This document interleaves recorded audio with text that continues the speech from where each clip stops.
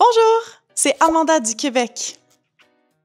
Tout le monde sait qu'on parle français en France et plusieurs personnes savent qu'on parle français au Québec.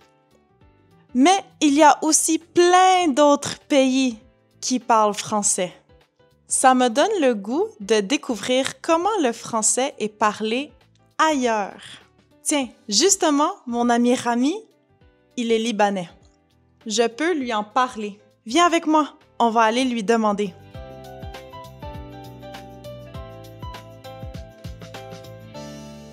Rami, comment ça va? Ça va bien, merci. Et toi? Ça va très bien, merci. Rami, j'ai quelques questions pour toi aujourd'hui. Tu es libanais, non? Oui. OK. Donc, tu parles combien de langues? Je parle 3 langues. Lesquelles? Le français, l'anglais et l'arabe. C'est quand même beaucoup. Est-ce que tous les Libanais parlent le français, l'anglais et l'arabe? Je dirais que la plupart. La plupart? Tout le monde parle l'arabe, c'est notre langue maternelle. On parle le dialecte libanais, on parle l'arabe libanais. Et puis, à l'école, on apprend le français et parfois l'anglais. Et parfois l'anglais, OK. Alors, certaines personnes parlent les 3, d'autres parlent l'arabe et l'anglais, d'autres l'arabe et le français, et d'autres juste l'arabe. OK. Ouais. Est-ce que tu penses qu'il y a plus de personnes qui parlent l'arabe et le français ou l'arabe et l'anglais? Je pense que si on demande à quelqu'un, à des personnes âgées, donc disons plus de 60 ans, la plupart vont parler l'arabe et le français et n'auront pas de connaissances en anglais. Du tout? Du tout. OK. Du tout. Fait que c'est plus quelque chose de jeune, en fait. Voilà, les plus jeunes parlent l'anglais en général. OK. De plus en plus. De plus en plus. Plus ils sont jeunes, plus il y a de chances qu'ils parlent l'anglais. Est-ce qu'il y a moins de chances qu'ils parlent français ou pas nécessairement? Un peu aussi. Un peu? OK. Un peu aussi.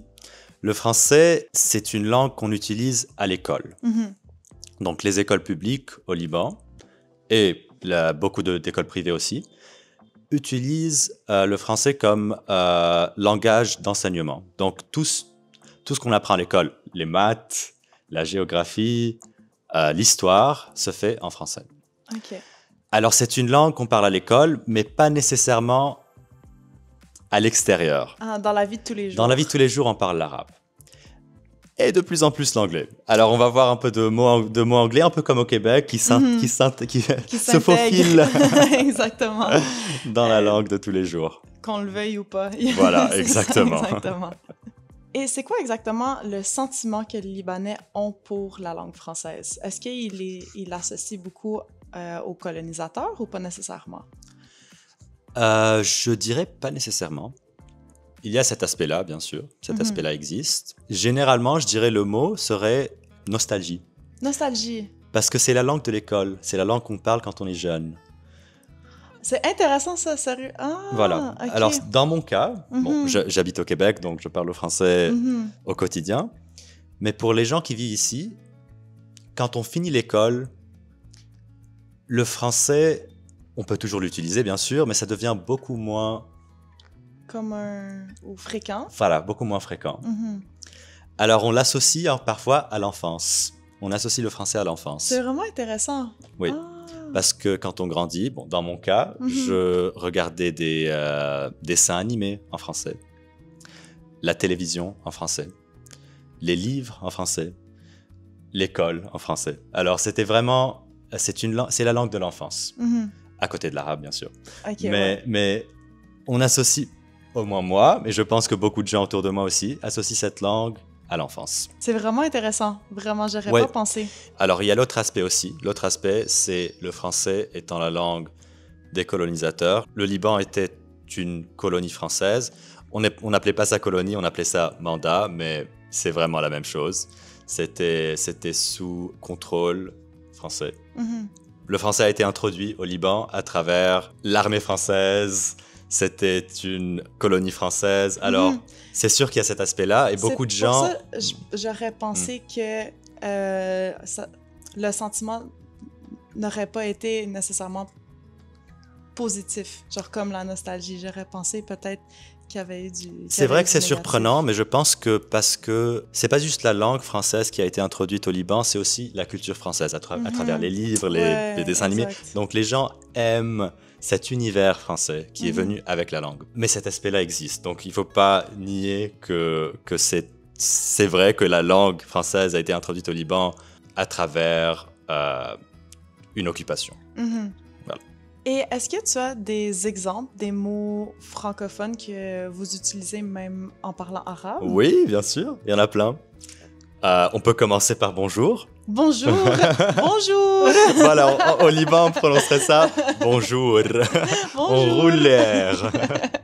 Un peu comme au Québec. Il y a des gens qui roulent l'air au Québec. Les personnes plus âgées, ils voilà, vont rouler exactement. leur air. Alors, s'ils viennent au Liban, ils seraient bien intégrés tout de suite. Québécois âgés, Libanais. C'est la même chose.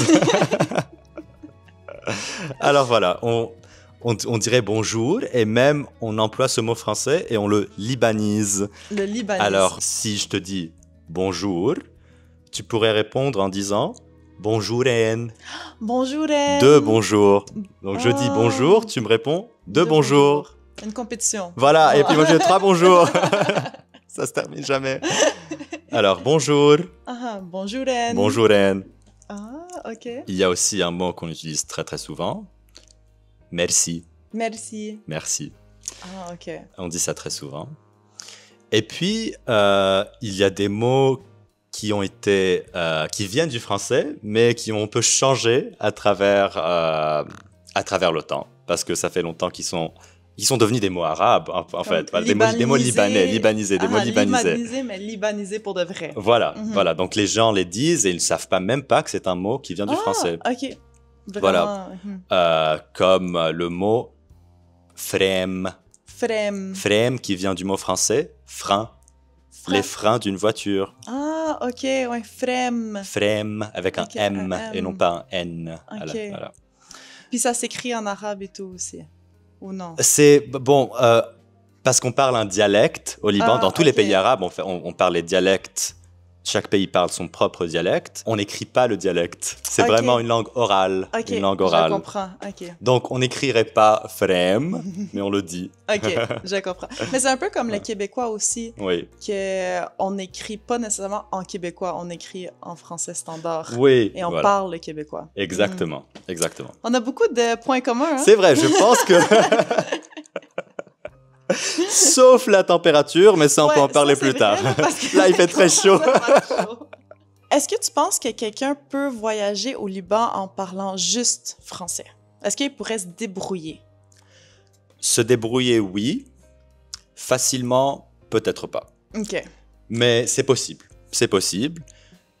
On va toujours... Bon, c'est pas tout le monde qui parle le français, mais on va toujours trouver quelqu'un qui parle le français. Okay. Alors... Okay. C'est possible de se débrouiller. OK, c'est possible. Fait que je vais être correct. Oui, tu seras correct. OK. Ouais. Ben, dans ce cas-là, est-ce que tu voudrais aller me montrer le Liban? Ben, allons-y. OK, on y va. Moi, j'adore apprendre de nouvelles langues puisqu'elles me permettent de voyager plus confortablement. J'essaye d'apprendre l'arabe, mais j'ai besoin d'un peu plus de temps. Et toi? As-tu déjà appris une langue pour voyager? Si oui, laquelle? Pour voyager où? Laisse-moi savoir. À la prochaine! Si tu as aimé cette vidéo de Dreaming French, n'oublie pas de t'abonner à notre chaîne YouTube pour ne pas manquer les futures vidéos. Sur le site dreamingfrench.com, tu pourras regarder beaucoup d'autres vidéos d'input compréhensibles en français. Inscris-toi à notre liste d'emails pour savoir quand le site web sera en ligne.